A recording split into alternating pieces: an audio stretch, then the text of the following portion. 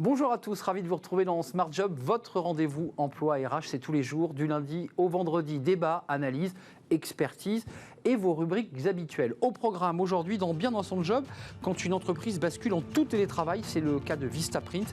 On accueille sa directrice générale, elle est notre invitée. Smart Philo, que veut dire le mot feedback dans l'esprit d'un philosophe évidemment, parce que c'est un mot qu'on utilise beaucoup en entreprise. On fera le point dans quelques instants justement avec un philosophe qui va peut-être tortiller ce mot un peu particulier. Le cercle RH sous forme de grand entretien aujourd'hui avec le directeur général de l'APEC, Gilles Gâteau. On parlera de l'APEC, de son baromètre annuel sur la rémunération des cadres. Et puis on parlera de l'APEC aussi parce que, on le sait peu, mais c'est une entreprise, une institution d'ailleurs, qui donne vie au dialogue social. On fera le point avec son directeur général. Il est notre invité dans le cercle RH. Et pour terminer, fenêtre sur l'emploi, entreprendre oui, mais comment faire? Ogene Mojinson nous dévoilera un dispositif original pour libérer votre énergie créatrice. Voilà le programme tout de suite, c'est bien dans son job.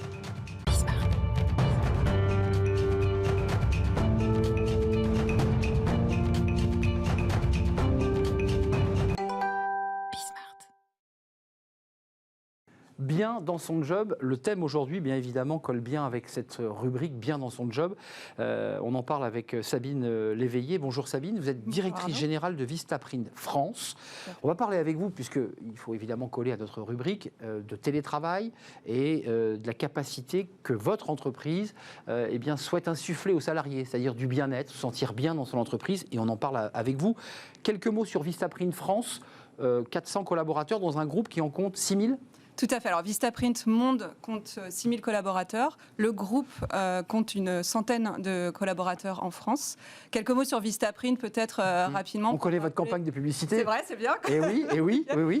Donc, Vistaprint a vocation à être le partenaire marketing et design des TPE-PME françaises. On opère en France depuis 2003. L'origine de Vistaprint d'ailleurs est française, puisque le prédécesseur de Vistaprint a été créé dans les années 90 par notre PDG fondateur sur un mode de vente par correspondance qu'il a fait évoluer par la suite. On est très connu de par notre campagne de publicité pour les cartes de visite, mais on ne fait pas que ça. L'offre s'est considérablement enrichie. On fait tout ce qui se personnalise ou s'imprime. Donc ça va de la carte de visite au grand format. On a aussi une offre digitale de création de sites web. Et aussi, on a développé toute une gamme de services, toujours dans l'idée de répondre au mieux aux besoins des TPE-PME, notamment sur l'accompagnement en création graphique, donc de design. Donc une palette de produits. Exactement. Pour en venir à notre sujet très RH, puisque vous êtes la directrice générale, il faut quand même préciser que votre entreprise a été élue meilleure entreprise pour laquelle travailler à distance. Tout à fait. Chez Built-in en 2021, donc c'est quand même pas rien. Racontez-nous un peu cette aventure, parce qu'une directrice générale qui accompagne évidemment des salariés, des collaborateurs, dans une bascule, alors vous allez me dire, on n'a pas attendu le Covid pour déjà enclencher évidemment ce mouvement. Exactement. Alors, on a fait la bascule complète pour recadrer en août 2020. On a décidé de passer en remote first, donc télétravail d'abord. On était effectivement, comme vous le disiez, déjà assez flexible avant la crise sanitaire. Donc, on télétravaillait tous un petit peu depuis chez nous. Et puis, c'est vrai que le Covid a bien accéléré les choses, exactement. Donc, on a basculé en tout télétravail à partir de fin février, un petit peu en avance de phase des annonces gouvernementales en France. Et on s'est aperçu que ça fonctionnait plutôt bien. On a interrogé nos salariés et ils nous ont fait un retour très positif sur le télétravail en nous disant qu'ils n'avaient pas du tout envie de revenir au modèle précédent. Et donc, de fil en aiguille... Vous étiez triste de ne pas voir vos salariés comme ça à portée de la main? Alors, on est sur un modèle hybride, je vais y venir. On a interrogé les managers qui nous ont dit que d'un point de vue efficacité, ça fonctionnait bien aussi. Et donc, on a fait un bond beaucoup plus radical en août 2020 en se disant, on offre la possibilité de travailler en remote first. Alors, remote first, ça ne veut pas dire qu'on ne se voit plus du tout, attention. On a toujours la possibilité de se rendre dans nos espaces collaboratifs, dans les bureaux, mais on veut privilégier pour nos salariés la possibilité de choisir d'où ils travaillent. Donc, il n'y a aucune contrainte physique, aucune contrainte à venir physiquement dans nos locaux. Ils ont vraiment le choix. Donc ça veut dire qu'il y a des salariés, pour être extrêmement concret, puisqu'on a eu la NDRH, l'association des DRH qui est venue sur notre plateau, et des DRH se retrouvaient un peu comme ça surpris parce qu'un salarié leur écrivait un mail en disant je suis parti à Tenerife, je suis parti à Angoulême. Ça a été le cas. Là, vous avez une liberté pour vos collaborateurs. Totalement. Ils travaillent d'où ils veulent. Exactement. Alors je vais vous dire, pendant les mois d'été, c'est exactement ce qui s'est passé.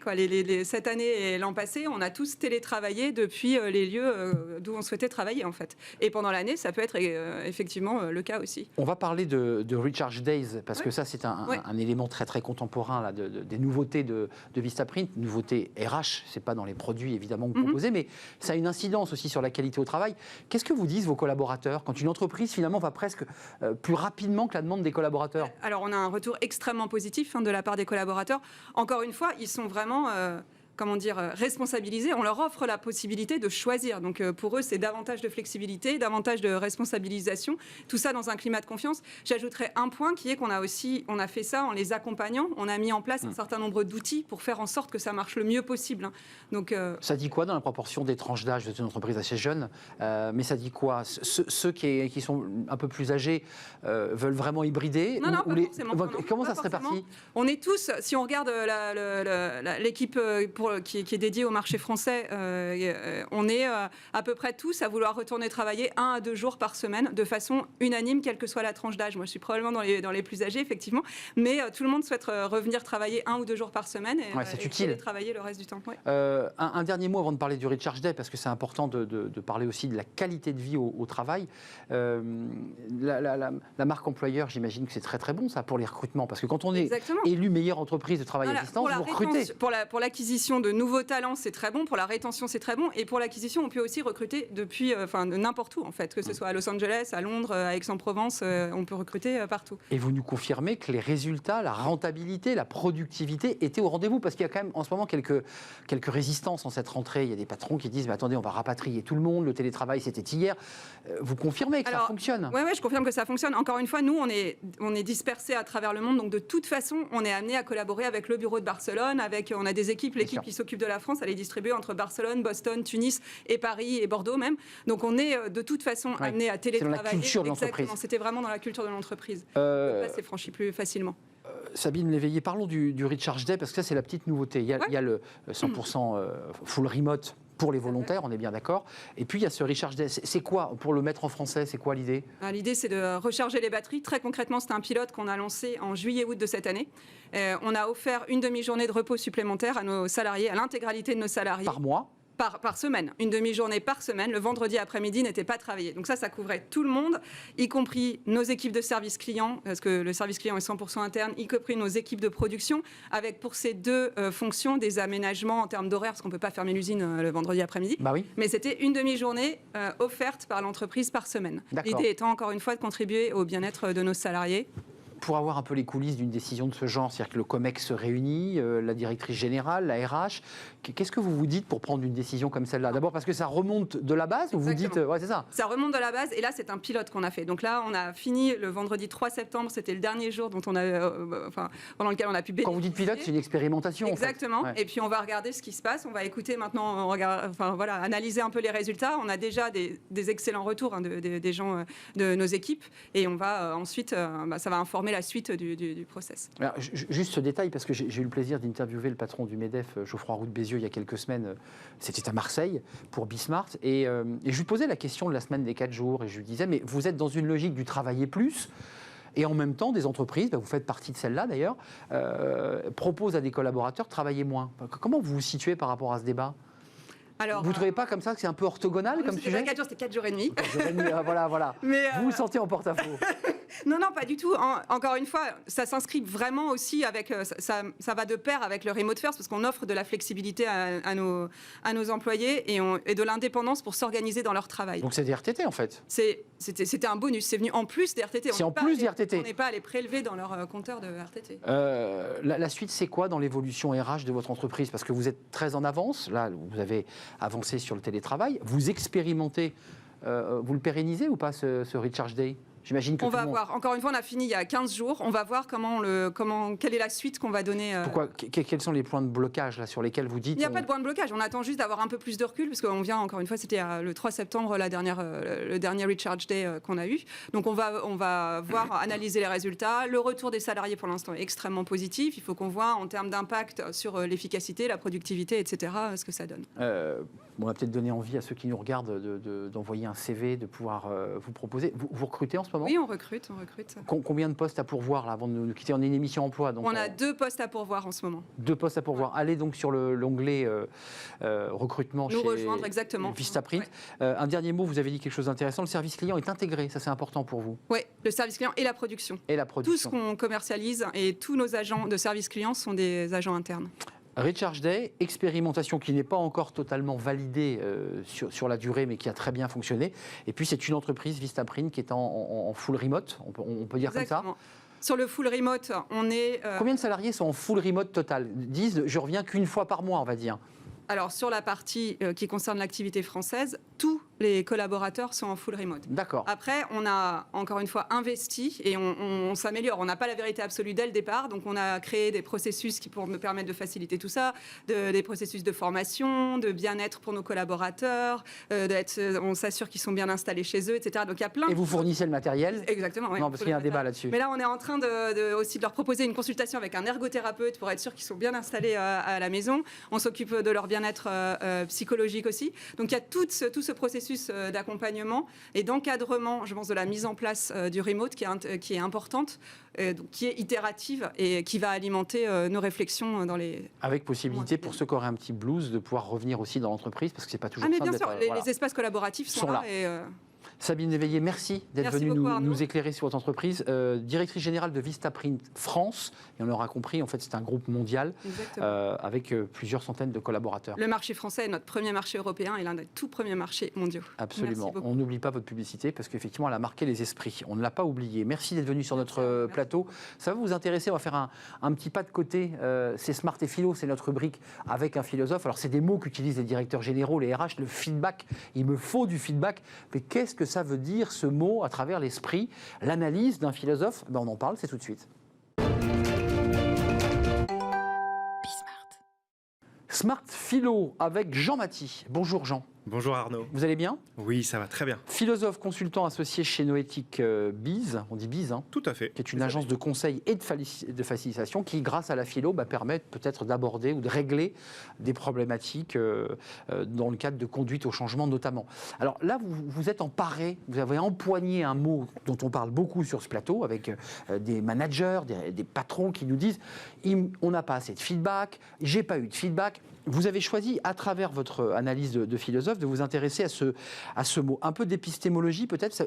C'est quoi le feedback? Oui, je veux bien. Effectivement, c'est l'arme fatale des philosophes que de se plonger dans l'histoire des mots. Et là, le feedback, dans son apparition, il apparaît dans les années 40, 1940, je veux dire, par un certain Norbert Wiener, un mathématicien de génie qui est en train de penser à comment les canons embarqués sur les navires peuvent atteindre leur cible que sont les avions. C'est ça l'apparition du mot de feedback. Feedback. C'est exactement ça. C'est-à-dire que finalement, on se dirait spontanément que le feedback, c'est quoi? C'est un simple retour. Pas exactement, c'est pas aussi simple que ça. C'est l'idée que, en fait, le canon est en train de calculer la trajectoire, évidemment, entre, je dirais, comment on va dire, le missile et la cible, et que, en fait, il utilise toutes les informations de son environnement, c'est-à-dire la trajectoire de l'avion, pour rétroagir et atteindre sa cible, atteindre son résultat. Donc, à l'origine, c'est un mot guerrier, enfin en tout cas d'inspiration guerrière, pour toucher une cible. Donc, on n'est pas du tout dans le côté très positif du mot feedback. C'est-à-dire qu'en fait, à minima, ça nous pose question sur l'origine du feedback. C'est-à-dire que moi, si j'avais un coup de gueule, comme on dit vulgairement en ce moment, ce serait de dire, au fond, le feedback, c'est pas de dire à l'autre tout haut ce qu'on pense tout bas.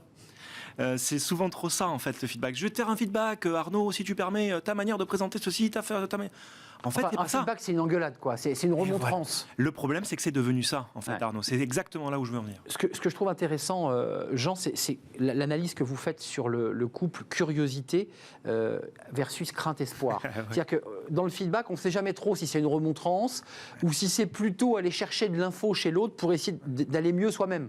Exactement. En fait, c'est exactement ça. C'est l'idée que, en fait, la plupart du temps, quand je vais vers mon N+1 ou vers même, d'ailleurs, mes collègues, mes pairs, pour aller demander le fameux feedback, en fait, il se pourrait bien que je sois un peu pétoché, pour le dire comme ça. C'est-à-dire que j'oscille entre la crainte de ne pas plaire et de ne pas convenir, de ne pas faire mon résultat, et puis l'espoir d'y arriver. Et Spinoza dit un truc vachement intéressant, non pas sur le feedback, évidemment, mais... Spinoza n'était pas... Le mot n'existait pas à l'époque de Spinoza. Voilà, soyons clairs, soyons précis. Mais feedback, Spinoza fait...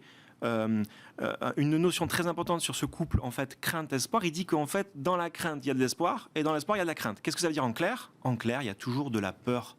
En clair, il y a toujours quelque chose qui nous ramène vers notre passivité dans ce couple, dit Spinoza. Et c'est un peu ça qu'on vit dans l'entreprise quand même, bien souvent. C'est-à-dire que quand je vais demander un feedback, Arnaud, est-ce que vous trouvez que j'ai été bon dans cette rubrique ? J'espère qu'Arnaud me dira que j'ai fait du bon job. Et je crains qu'ils ne dise que j'ai pas fait du bon job. Donc il faudrait remplacer ce couple infernal entre crainte et espoir par un concept tout simple qui est celui d'envie d'apprendre, de la curiosité, l'envie d'apprendre. C'est intéressant ce que vous soulevez parce que rien que dans le ton où on pose la question pour aller chercher son feedback, savoir le retour de l'autre, comment tu as trouvé ma presse, en fonction du niveau de langage et le ton, en fait, on oriente déjà la réponse de l'autre. Et oui, c'est exactement ça. C'est terrible. Ben oui, elle est émotionnellement chargée de ce fameux couple espoir-crainte. Exactement. L'idée, c'est qu'il faut qualifier, il vaudrait mieux qualifier sa question par le désir d'apprendre, c'est-à-dire au lieu de dire à Arnaud... Être plus précis encore. Voilà, exactement. C'est exactement ça, être plus précis. Au lieu de dire à Arnaud, est-ce que vous trouvez que ma presse a été bonne ? Il faudrait mieux dire, est-ce que Arnaud, vous trouvez que l'enchaînement des idées ont été clairs dans ce que j'ai amené ? Et là... Ou un point précis, tu penses que sur ces slides, j'ai enchaîné les deux qu'il fallait puisqu'on en avait parlé juste avant. Exactement. Plus je suis précis, plus les chances que j'ai de faire quelque chose avec le retour des gens est bon. Plus je qualifie mes questions, moi qui ai envie de feedback, mieux sera le retour de ces personnes-là en face de moi. Mais en fait, c'est tout un travail, et c'est aussi l'intérêt de votre entreprise Noetic Biz, c'est-à-dire de repenser le concept. C'est-à-dire que quand on exige du feedback dans l'entreprise, il ne faut pas que ça soit uniquement du descendant. Il faut qu'on aille chercher quelque chose pour se nourrir. C'est exactement ça. Et se bonifier. Exactement, parce que, en fait... à trop le confondre trop vite, j'ai envie de dire, avec le simple retour, en fait, on ne s'aperçoit pas que c'est pas à l'avion de faire du feedback spontané au canon, si je puis dire. C'est bel et bien au canon à aller dans l'environnement chercher auprès de l'avion les informations nécessaires. Donc, en fait, Arnaud, moi, mon point, c'est qu'il n'y a pas de bon feedback sans un auto-feedback préalable. Mais alors, pour résoudre une question qui pourrait nous occuper quelques heures, et vous le savez qu'on n'a pas un temps extensible à la télévision, in fine, le feedback, ça sert à faire du bon travail. Mais faire du bon travail, c'est quoi ? Ah oui, enfin... Là aussi, ça ouvre d'autres portes. Oui, clairement une bonne question au sens où... on a oublié ce que c'est que travailler concrètement. En fait, toutes celles et ceux qui nous écoutent, j'en suis sûr, verront ce que je veux dire par là. Travailler, c'est résoudre des problèmes. Travailler, c'est réduire l'écart qu'il y a entre les normes, les objectifs et puis la vraie vie. Comme disait je ne sais plus qui, un jour j'irai vivre en théorie parce qu'en théorie tout va bien. Et en fait, travailler, c'est résoudre ce fâcheux écart qu'il y a entre les normes et le terrain. En tout cas, rapprocher ces deux pôles. Exactement, c'est ça, travailler. Et en fait, puisque c'est ça, travailler, je dirais qu'en fait, un feedback riche, comment faire ? Parce qu'il faut aussi proposer des trucs. Les philosophes ne sont pas là que pour dire ce qui ne va pas. Mais de dire, au fond, Arnaud, voilà, dans ma présentation que je dois faire mardi, etc., avec ceci comme point précis, j'aimerais ton retour. En effet, j'aimerais que tu m'apprennes quelque chose sur tel et tel point précis. Viens me nourrir. Viens me nourrir. Et en plus, Arnaud, sache que ce qui m'habite, moi, comme tension très concrète pour faire cette presse, c'est que je le ferai à la DG comme au terrain opérationnel. Et que ça me fait flipper parce qu'il faut avoir différents niveaux de langage. C'est-à-dire, qu'est-ce que je suis en train de faire ? Je suis en train de raconter c'est quoi le but, c'est quoi les normes auxquelles je fais face et c'est quoi ma vraie vie et mes obstacles. Plus je qualifie le contexte précis de mon boulot, plus Arnaud pourra me dire si je fais du bon boulot ou pas. Et juste avant de nous quitter, Jean, il y a le feedback descendant. C'est le manager qui va soi-disant faire un feedback, mais en fait, ce sont des remontrances qui n'apportent pas grand-chose. Et vous le dites d'ailleurs, finalement, on se sent tout petit face à des propos si hauts. Et je trouve que c'est assez fort. Et puis, il y a aussi celui qui doit rendre compte en montant cette fois-ci, mais ce n'est plus non plus un feedback, c'est quelque chose d'autre. Exactement. Il doit rendre des comptes. Oui, c'est quelque chose de cet ordre-là, malheureusement, en fait, un peu trop souvent encore. Donc l'idée, c'est de faire changer ça en disant, au fond, pour reprendre la métaphore du début, la guerre, on se la fait pas, il faudrait mieux pas. Une guerre sublimée, c'est quand même mieux, c'est-à-dire une controverse riche, c'est quand même mieux. Et en fait, la guerre, je la fais pas aux autres, je la fais d'abord à moi. C'est-à-dire que ce qu'il faut que je travaille, c'est mon envie d'apprendre. Donc, encore une fois, je me vais demander, moi, le feedback aux autres et non pas qu'ils me le donnent comme ça à l'envolée, ce qui, bien que peut-être bienveillant, est maltraitant. Moi, la dernière fois, encore la semaine dernière, après une de mes prêses, Arnaud, je me confie un petit peu à vous, après une de mes prêses, quelqu'un m'a spontanément, et c'était un ami en plus, m'a spontanément fait aussi la remarque Jean, tu as 2 minutes pour que je te fasse du feedback sur... Et comme c'est un ami, les affects entrent en jeu et on n'ose pas dire non. Et il vous a quoi? Il vous a rétamé? Et en fait, il m'a pas rétamé, mais il m'a dit tout ce qui allait pas. Et en fait, en me disant tout ce qui allait pas, il m'a pas permis d'avoir une ouverture d'esprit telle que moi, je lui demande vraiment ce qui va pas. Et donc, d'emblée, je ne pouvais pas écouter ce qu'il avait à me dire. Donc, pour se résumer, il y a en fait un malentendu sur la définition même du mot feedback quand on l'utilise et quand on le prononce, puisque votre ami, qui n'est plus votre ami, j'imagine, depuis, a les pieds coulés dans le béton, globalement, cet ami, il ne fait pas un feedback. Il existe, lui, à travers vous. Je crois que c'était un petit peu ça l'enjeu, malheureusement. Mais en tout cas, il a confondu le feedback avec le simple retour. De dire tout haut ce qu'il pensait tout bas.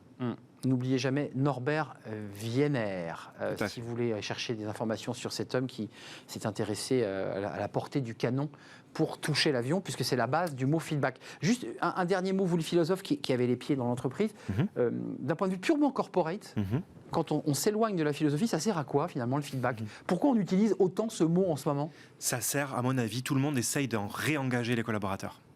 Et il y a un fait, là aussi on pourrait faire quelque chose sur l'engagement, mais de fait, très concrètement, les gens sont majoritairement engagés dans le boulot. Mais ils sont d'autant plus engagés quand on s'intéresse à eux et quand on leur apprend à s'intéresser à eux-mêmes de manière constructive. C'est ça, et ne pas leur faire de remontrance. Voilà. Pas du haut vers le bas, mais donne-moi tes infos, explique-moi comment tu as fait. Tout à fait. Et effectivement, ça donne du sens aussi à la mission, parfois, qui de l'extérieur n'en a pas. Exactement. Merci Jean-Mathie, philosophe, consultant associé chez Noétique Biz, justement avec ce regard du philosophe. J'imagine que vous devez sacrément décaler parfois les chefs d'entreprise. En effet, le travail commence là. Et quand vous faites des imitations de Colombo, parce qu'on m'a dit que vous faisiez des imitations excellentes de Colombo. Ça, vous le gardez pour la prochaine fois. Merci Jean, c'était un vrai plaisir. On fait une petite pause pour se remettre de ce feedback, qui n'en est pas toujours un d'ailleurs. On va s'intéresser dans notre grand entretien, dans le cercle RH, à l'APEC. Alors tout le monde connaît l'APEC, c'est une association. On va avoir son directeur général dans quelques instants. On fera le point sur le baromètre des rémunérations, parce qu'il est très attendu.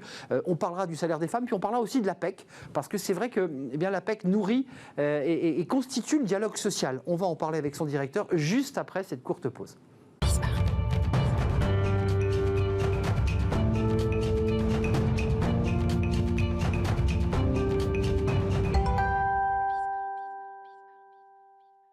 Le cercle RH, notre débat sous forme aujourd'hui de grand entretien. On a le plaisir d'accueillir Gilles Gâteau. Bonjour Gilles Gâteau. Bonjour. Merci de faire un détour par le plateau de Smart Job, émission consacrée à l'emploi et aux ressources humaines en plein cœur. Vous êtes le directeur général de l'APEC. Quelques mots sur votre parcours parce qu'il est très intéressant, à la fois dans le privé, RH chez Air France, et puis aussi une carrière plus institutionnelle aux côtés de Michel Sapin, le ministre de l'économie, Lionel Jospin, passant par la NPE. On appelait ça encore la NPE à l'époque, je crois que c'est 93-97 dans ce parcours. Et puis économiste de formation, ce qui évidemment donne comme ça une ossature, une structure à l'action que vous menez aujourd'hui à l'APEC. Vous êtes arrivé, vous êtes un jeune directeur là, l'APEC. Je suis arrivé il y a un peu plus d'un an, en juillet l'année dernière. C'est ça, juste entre deux Covid. Voilà, juste quand on réouvrait les centres. D'abord, un petit mot, Gilles Gâteau. Il y a ce baromètre qui va sortir aujourd'hui et qu'on va dévoiler. C'est un peu les chiffres attendus de la rémunération des cadres par secteur. On va voir que tout ça est relativement stable, mais qu'il ne faut pas s'attendre à de grosses augmentations globalement. D'abord, un petit mot sur l'APEC. Parce que c'est vrai qu'on connaît tous, nous les cadres, l'APEC, on connaît cette marque, mais on ne sait pas comment elle est constituée. J'ai découvert que vous étiez une association et que c'est finalement, elle était le creuset du dialogue social. Oui, c'est un modèle très original, l'APEC, parce que ce n'est pas un organisme étatique. Vous l'avez dit, c'est une organisation paritaire. Elle est gouvernée par les partenaires sociaux depuis son origine, depuis 1966. Donc moitié patronat, moitié syndicat, qui composent le conseil d'administration de l'APEC. Et puis, ce n'est pas non plus un cabinet privé, non, parce que c'est une association, vous l'avez dit, qui œuvre au service de l'intérêt général. D'ailleurs, on a un mandat de service public avec l'État qu'on vient de signer pour la période des 5 ans à venir. Donc, c'est un modèle très original sous cet angle paritaire. C'est aussi un modèle très original C'est le seul, finalement, dans le paysage de l'écosystème emploi, où il y a quand même beaucoup Oui. de monde, et beaucoup C'est vrai. d'acteurs, c'est le seul qui, finalement, couvre la totalité du parcours professionnel. Depuis le jeune diplômé Oui. qui finit ses études, jusqu'au senior dans les dernières étapes, en passant par toutes les étapes. Là où Pôle emploi se focalise sur les moments de chômage, là où les OPCO se focalisent sur les compétences dans l'entreprise, En formation. nous, on est aussi bien les cadres actifs, les cadres en recherche d'emploi, les jeunes diplômés, les fins de carrière. Il faut le préciser, ce n'est pas uniquement pour les cadres en recherche d'emploi, c'est aussi l'accompagnement dans les entreprises, c'est du conseil aussi. La moitié des clients de l'APEC sont des cadres qui ont un job. Et que vous allez accompagner Absolument, dans dans une la révolution transition. professionnelle. Ou dans leur évolution professionnelle. Un petit mot, parce que vous qui lisez peut-être les échos attentivement, vous avez signé un papier avant d'aborder tous ces sujets importants qui sont les rémunérations des cadres. Et on parlera des femmes, parce qu'elles ont été sérieusement ébranlées par cette crise Covid, et on reviendra dans le détail. Mais cet article passionnant, qui est un point de vue, dans la page débat des échos, où vous dites quand même d'une manière très claire que les plans sociaux qui vont arriver risquent d'abord de toucher les seniors. Alors c'est un sujet qui nous touche beaucoup, puisqu'avec la NDRH, avec des associations, on a beaucoup parlé de cette question.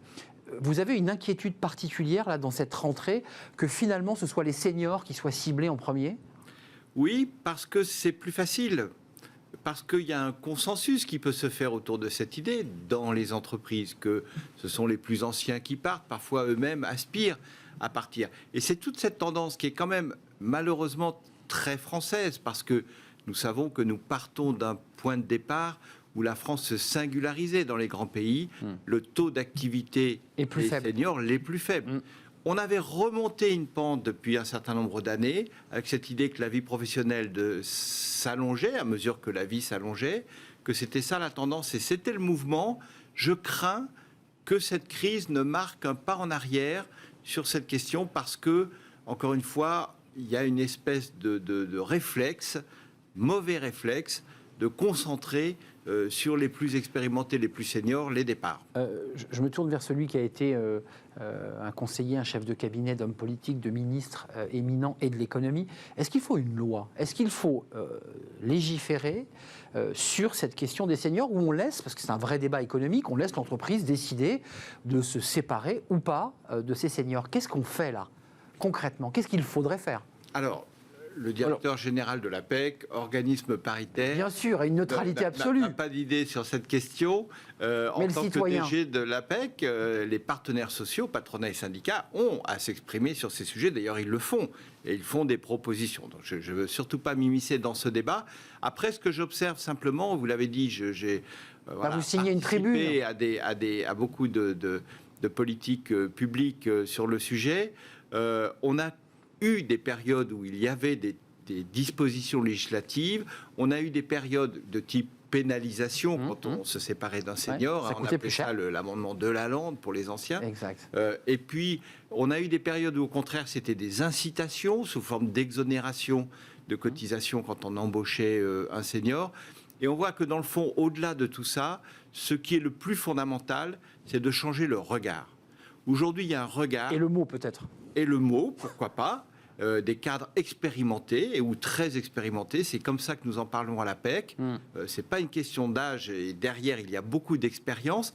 Mais changer ce regard parce que on a fait une enquête très intéressante il y a quelques mois auprès des managers de proximité qui encadrent des cadres très expérimentés, seniors, on va dire entre 55 ans et 65 ans.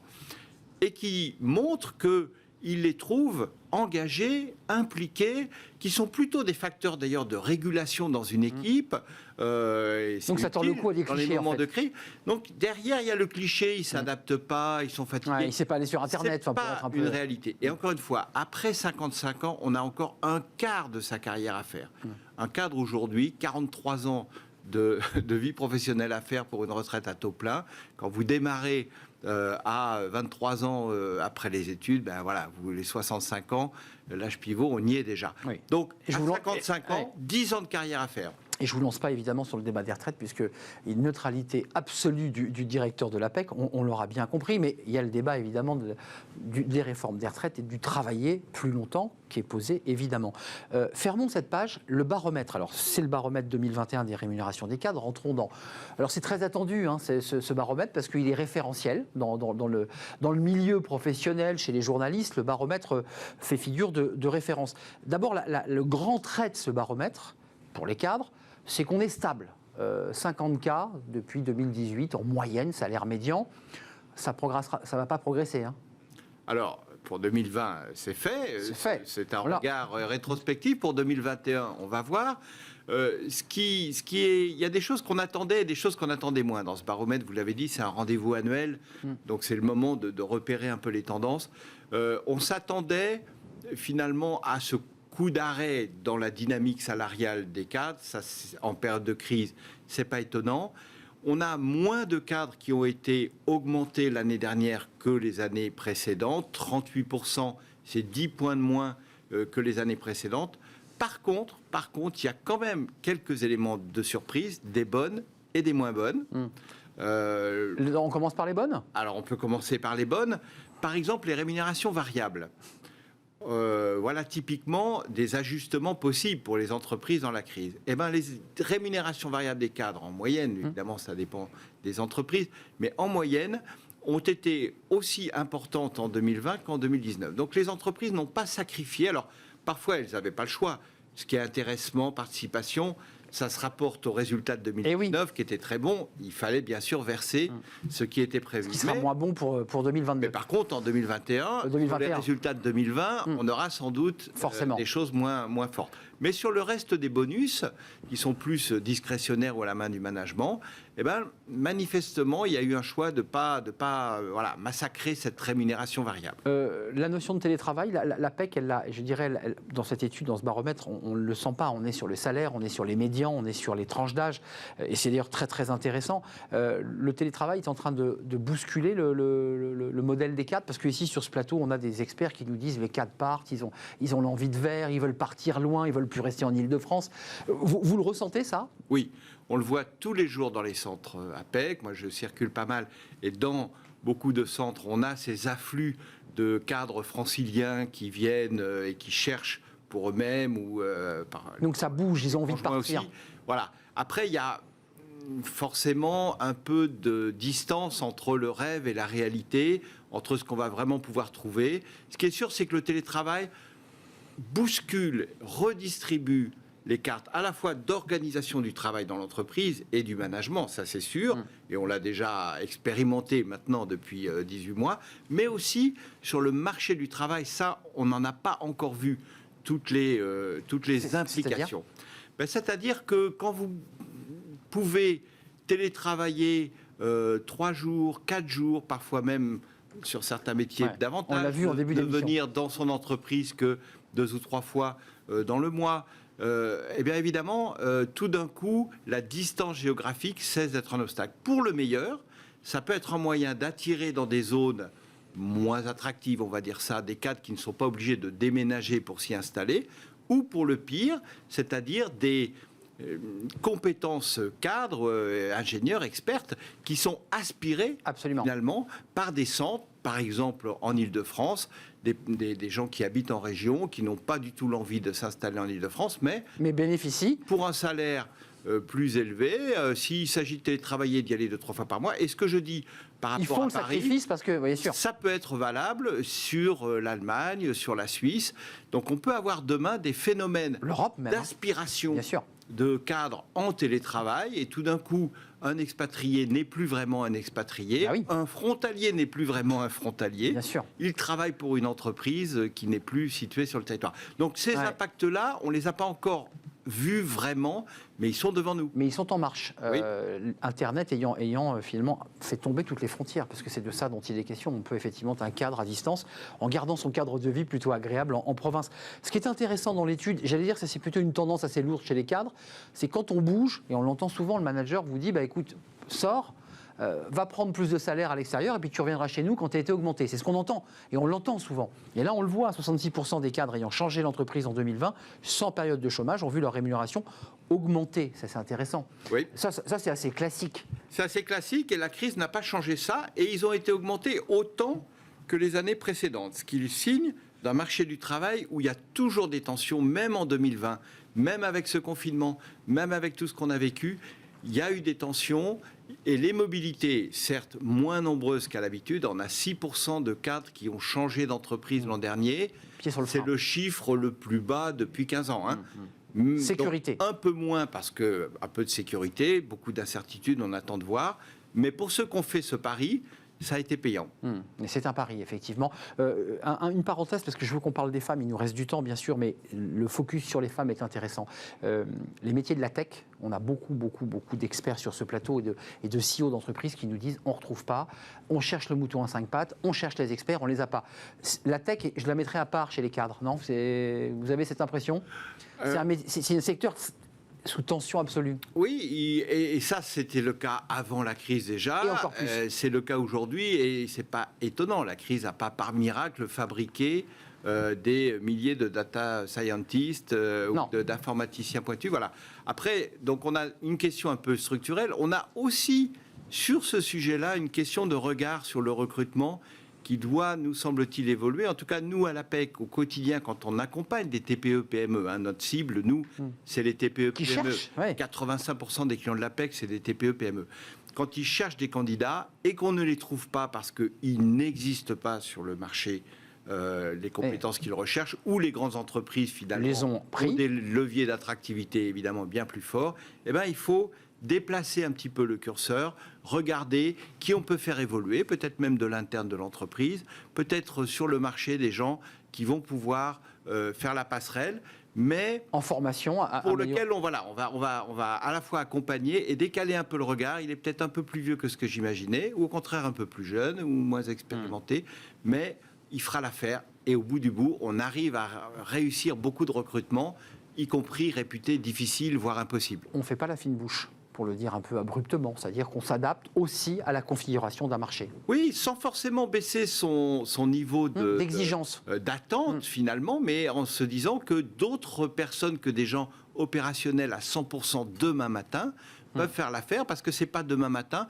mais après-demain ils seront à 100%. Et c'est le bon choix, parce que sinon on ne trouve pas, ou alors il faut grimper les salaires. On est dans une forme de compétition de surenchère, bien sûr. Et de surenchère qui devient problématique pour les TPE-PME. Oui, la force est plutôt du côté des ingénieurs, ou en tout cas des salariés de la tech. Là. C'est plutôt eux qui ont la négociation en main quand même. Oui, c'est clair. Après, le salaire est un des critères, c'est pas le seul. C'est vrai. On cherche de la qualité de vie, on cherche de l'équilibre vie professionnelle, vie familiale, on cherche des options de télétravail. Aujourd'hui, c'est clairement un critère de choix. Si on ne le met pas dans le contrat, c'est une erreur. Donc il n'y a pas que le salaire. Oui, c'est vrai, il y a tout ce qui entoure le contrat.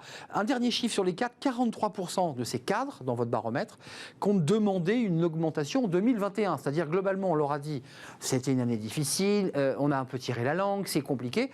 Ce qui ne retire pas que presque la moitié disent, oui, bon, c'est très bien, mais on va quand même demander d'augmentation. C'est vrai, c'est quand même 7 points de moins que l'an dernier. Ça a baissé par rapport à l'an passé. Donc il y a un peu d'autocensure. On verra si dans la réalité, tout ça ne change pas ou n'évolue pas. J'entendais le président du MEDEF, le ministre de l'économie. On voit bien que cette question des salaires, elle revient assez fort. Et peut-être que si la dynamique... Je ne suis pas sûr qu'il parlait des cadres, Gilles Gâteau. De croissance se confirme. Je ne parle pas des dirigeants, je parle des cadres. C'est un actif sur 5 en France. C'est vrai. C'est pas les cadres dirigeants, qu'il n'y ait pas de malentendu. Non. J'ai plutôt l'impression qu'il parlait aussi des bas salaires, en tout cas des salaires légèrement au-dessus du SMIC. Sans doute, et c'est tout à fait légitime. Mais simplement, l'ensemble de la hiérarchie des salaires va sans doute évoluer. On a ces problématiques de première ligne, deuxième ligne qu'il faut adresser. Ça n'empêche que du côté des cadres, on attend aussi une reconnaissance. Oui, ils ont travaillé, ils ont fourni un effort pendant cette crise. Certains sont allés au travail, étaient en première ligne aussi pour faire tourner notre économie. Alors là, on va faire un focus sur les femmes et j'irai tirer la sonnette d'alarme parce que sur le baromètre, sous-partie de ce baromètre, il y a un focus fait sur les femmes et on voit que l'environnement familial et de travail ne favorise pas, ça c'est très clair dans les chiffres, les évolutions professionnelles des femmes. Qu'est-ce que vous diriez? Que cette crise Covid n'a fait qu'accentuer des inégalités qui était là. Il y avait 24%, je crois qu'on est à 20% d'écart en moyenne entre les hommes et les femmes de salaire. Et chez les cadres, c'est quoi? C'est 15%, me semble-t-il? 15%. Le problème, c'est la tendance de résorption de cet écart. On était petitement, finalement, lentement, dans un mouvement, malgré tout, de réduction de cet écart. Là, en 2019, on était passé de 15% à 13% de réduction de cet écart. C'était encore modeste et c'était encore un début, mais il y avait un mouvement et, pense-t-on, une prise de conscience quand même qui se fait dans le management, chez les RH, partout, du fait que, oui, cette inégalité ne peut pas perdurer et que donc il faut... Oui, mais le Covid arrive.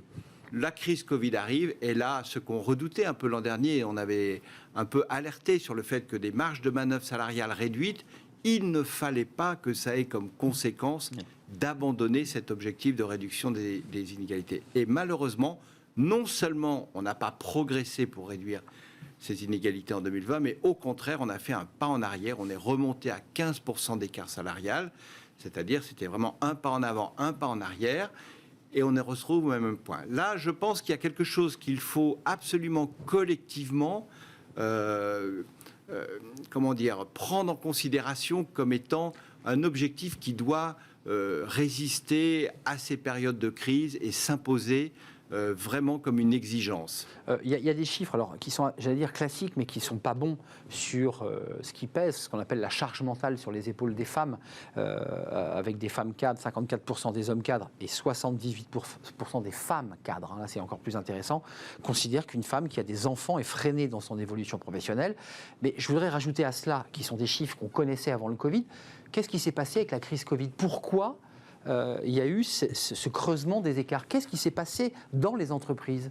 Alors, ça nous a intéressé d'essayer de regarder qu'est-ce qui s'était passé dans la crise, précisément entre hommes-femmes et femmes cadres, pour aller regarder dans le détail et parfois même un peu anecdotique. Par exemple, on a regardé au foyer, à la maison, donc là on n'est pas dans l'entreprise, on est dans ce qui se passe à la maison, mais les deux se mêlaient. Pour le travail, les deux se mêlaient complètement. Voilà.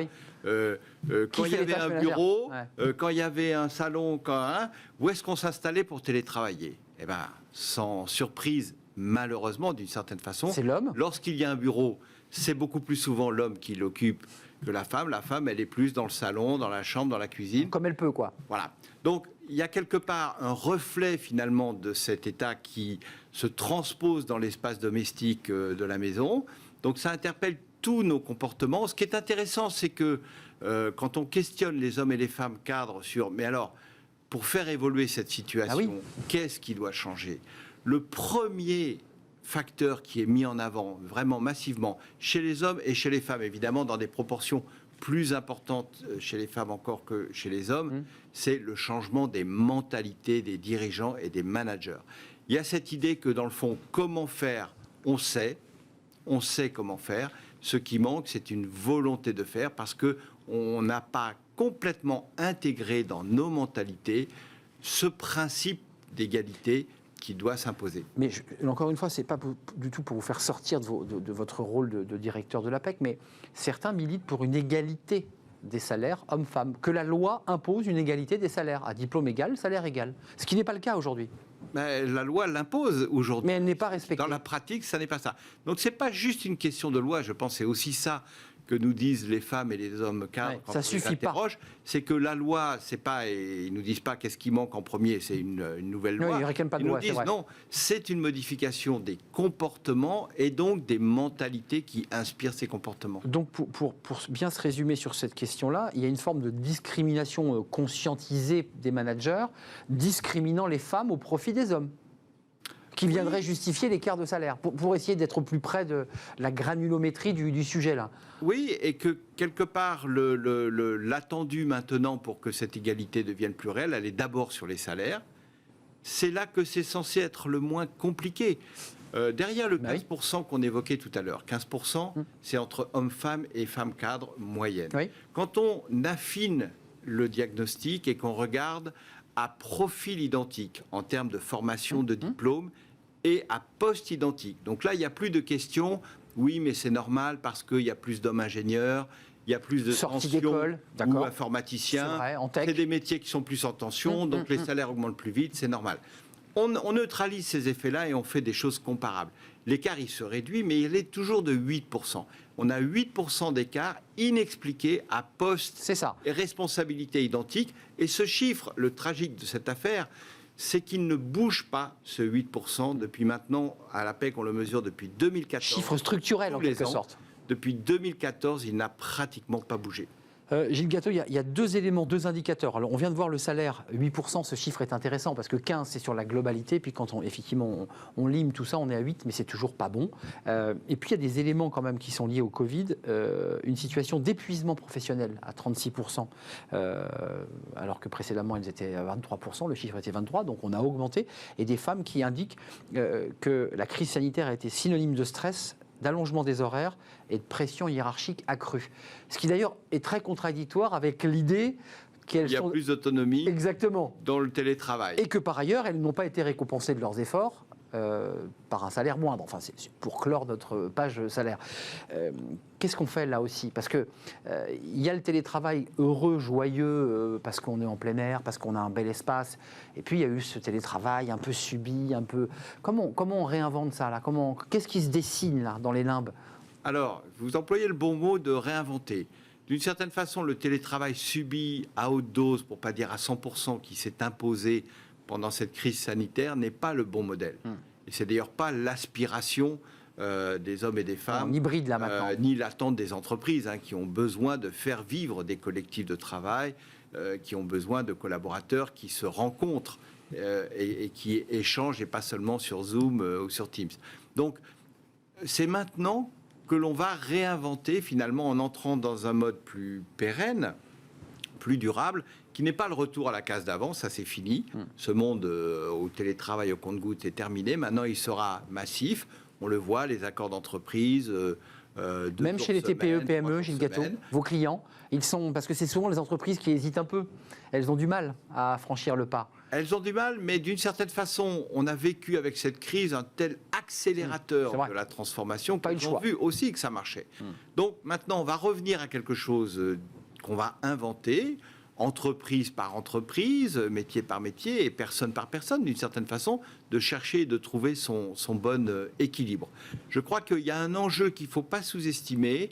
D'ailleurs, les organisations syndicales qui négocient les accords de télétravail en sont aussi conscientes quelque part. Tout le monde doit partager cet impératif. Il faut un collectif de travail. Ça doit aussi vivre, ça doit exister. Ça ne peut pas exister que sur Teams ou sur... En virtuel 100%. Donc c'est l'hybride. On est à l'heure de l'hybride. Et dans le travail, ce sera l'hybride aussi. Ce qui est déjà une révolution. De demain, absolument. Un mot pour terminer. La suite pour ces cadres. Pour le dire en une phrase, si on devait pitcher ce baromètre que les gens doivent aller évidemment consulter dès aujourd'hui sur votre site, évidemment, et qui va être commenté par les médias, c'est quand même les cadres vont devoir se serrer un peu la ceinture. Il ne faut pas qu'ils rêvent trop pour l'année 2021-2022 parce que ça sera les contre-coups de la crise Covid. Qu'est-ce que vous leur dites aux cadres? Alors, aux cadres, qu'est-ce qu'on peut dire? 2020, pas une bonne année, mais pas une mauvaise année sur le plan salarial. C'est un peu comme le vin, c'est pas trop de raisons de se plaindre, en tout cas, par rapport à ce que nous avons traversé. Finalement, on voit que dans les entreprises, on a plutôt préservé, même si... Une forme de résilience, finalement. Beaucoup de cadres ont aussi connu de l'activité partielle. La reprise très forte que l'on vit aujourd'hui, elle masque un certain nombre de disparités. Il faut y être attentif. Si on parle des jeunes diplômés, par exemple, voilà des jeunes diplômés qui arrivent sur le marché du travail, eh bien, ce qu'on a traversé en 2020 et encore sur le début de 2021, avec un niveau d'offre d'emploi inférieur à ce qu'il était habituellement, eh bien aujourd'hui, dans la promotion qui est sortie l'an dernier en 2020, et même dans celle qui est sortie en 2019, on a des jeunes qui n'ont pas encore trouvé leur job et qui sont déjà confrontés à la promotion 2021 qui est en train de sortir en ce moment et d'arriver sur le marché. Donc, et qui rafle la mise en quelque sorte. La situation des jeunes diplômés, je ne suis pas inquiet, on va dire, à moyen terme. Elle n'est pas très bonne. être très enviable à nouveau comme elle l'était avant la crise, mais dans le moment présent, elle reste difficile. Il ne faut pas désarmer trop vite le soutien. Et c'est pour ça qu'à l'APEC, on a relancé un plan de soutien aux jeunes diplômés pour 40 000 d'entre eux qu'on accompagnera d'ici l'été 2022. Parce qu'à ce moment-là, on est précisément dans ce moment où, à la fois, on a beaucoup de signes positifs sur le marché, mais il y a encore beaucoup de gens qui sont sur le carreau. Qui sont sur le carreau et qui peuvent effectivement se faire doubler par les promotions qui arrivent après.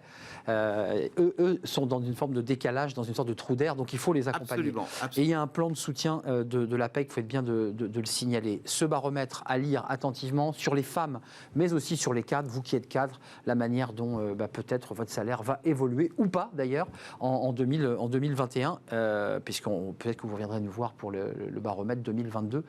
J'en suis sûr. Merci Gilles Gâteau, directeur général de l'APEC, qui est une association, faut-il le rappeler, qui accompagne TPE, PME, les cadres évidemment, mais aussi les entreprises. C'était un plaisir de partager ce moment avec vous. On termine notre émission avec Fenêtre sur l'emploi. Et on va accueillir quelqu'un qui vient régulièrement au Guéné Moginson.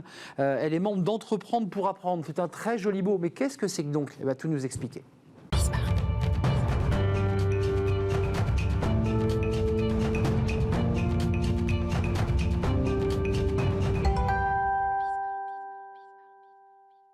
Fenêtre sur l'emploi avec Ogene Moginson. Comment ça va, Ogene ? Très bien, merci. C'est un plaisir de vous accueillir sur le plateau. Alors, vous êtes chef d'entreprise, ancien athlète de haut niveau, faut-il le rappeler. Vous dirigez votre entreprise et puis vous vous êtes engagé dans cette très belle formulation « Entreprendre pour apprendre ». Qu'est-ce que c'est que donc ? Expliquez-nous tout.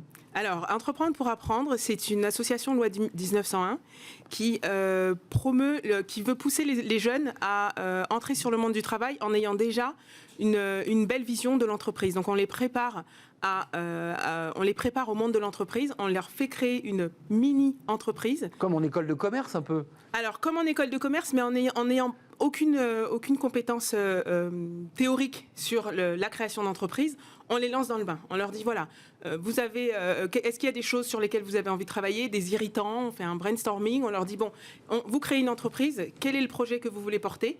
Et donc, les jeunes travaillent entre eux pour tomber d'accord sur un projet. Ils ont quel âge en moyenne De 9 ans à 25 ans. Ah d'accord, c'est tout petit. On a des tout petits qui vont avoir comme projet d'améliorer le passage des poussettes dans la rue ou quand ils sont un peu plus âgés, ils vont vouloir recréer du lien entre les seniors et les jeunes ou aller chercher des animaux et les apporter aux seniors pour pouvoir créer de la joie dans les EHPAD. Donc en fait, ça va dépendre, ça part de leurs problématiques à eux. Ce qui les traverse finalement. Voilà, donc des problématiques, on a des super projets, on a eu un projet de ceinture vibrante pour des personnes non-voyantes qui pouvaient se cogner face à une porte de camion qui était ouverte, par exemple. Et donc, il va détecter un peu, pas par les ondes, les mouvements. Les mouvements. Vraiment, nous, l'idée, c'est de les aider à créer une entreprise, connaître le monde de l'entreprise, faire le pont entre l'école et l'entreprise, de se dire qu'en fait, ils ont des compétences classiques, lire, écrire, compter. Ça prend tout son sens quand on doit calculer un coût de revient, quand on doit communiquer, quand on doit aller chercher des investisseurs. Pourquoi vous êtes engagé ? Parce que vous êtes à la tête de votre entreprise, après avoir fait une très belle carrière dans le sport de haut niveau, mais pourquoi cet engagement-là en plus ? Pourquoi rendre finalement ? Alors je rends parce que dans le milieu du sport, c'est un milieu associatif. Donc en fait, on a des bénévoles qui nous portent et qui nous permettent de mener notre projet. Et surtout, pendant 15 ans où j'ai accompagné des dirigeants, leur problématique, c'était de trouver des éléments, des professionnels prêts à travailler. Il y a énormément de personnes qui sont à la recherche d'un emploi, mais il y a énormément de dirigeants qui ne trouvent pas. Et c'était un problème de compétences faire se rencontrer finalement relationnelles ou comportementales, voilà, exactement. C'est vraiment ça. Et donc j'ai découvert par hasard, moi, Entreprendre pour apprendre, et c'est tout naturellement que je me suis engagée parce que ces jeunes sont bluffants. Ogene, qu'est-ce que vous faites concrètement, vous, dans la structure ? Alors, vous venez en parler à la télévision pour nous dire que c'est utile et important, mais après, vous asseyez en classe avec ces jeunes, parce qu'il y a des ados, il y a des petits, puis il y a des plus âgés. Vous les prenez par la main, il y a du tutoring. Comment vous partagez ce temps ? Au début, c'était du mentorat, c'est-à-dire qu'on va en entreprise, on partage avec eux nos compétences, on leur transmet un peu notre parcours, mais on les accompagne quand ils sont en train de faire les recrutements. On va vraiment les accompagner. Là, la communication, on fait du concret en fait. On les laisse un peu se dépatouiller et puis ensuite on leur apporte des éléments concrets pour qu'ils puissent se rendre compte que vraiment, communiquer, c'est vraiment important.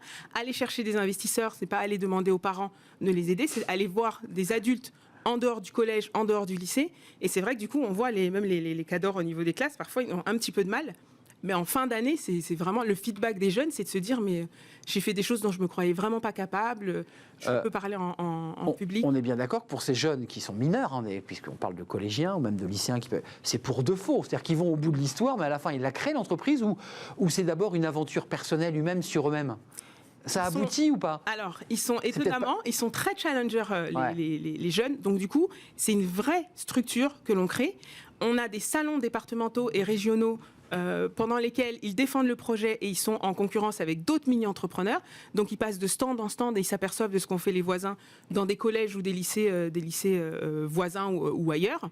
Et vraiment, ils ont vraiment envie de gagner. Donc, ils ont tout un tas de critères à respecter au niveau de la communication, au niveau de la prise de parole en public, au niveau du travail en équipe, parce que c'est vraiment un travail en équipe. D'ailleurs, avant de nous quitter, c'est un vrai sujet que j'évoque souvent sur ce plateau, cette passerelle aussi entre éducation nationale et ces jeunes. On voit souvent que l'éducation nationale n'est pas aux prises ou en phase avec la vie de l'entreprise. Comment on les recrute, ces jeunes? C'est les profs qui vous les envoient? Comment ça se passe? Alors, parce que c'est pas simple, hein, la relation avec l'éducation nationale. Mais on travaille avec des profs formidables, parce que c'est les profs qui portent le projet.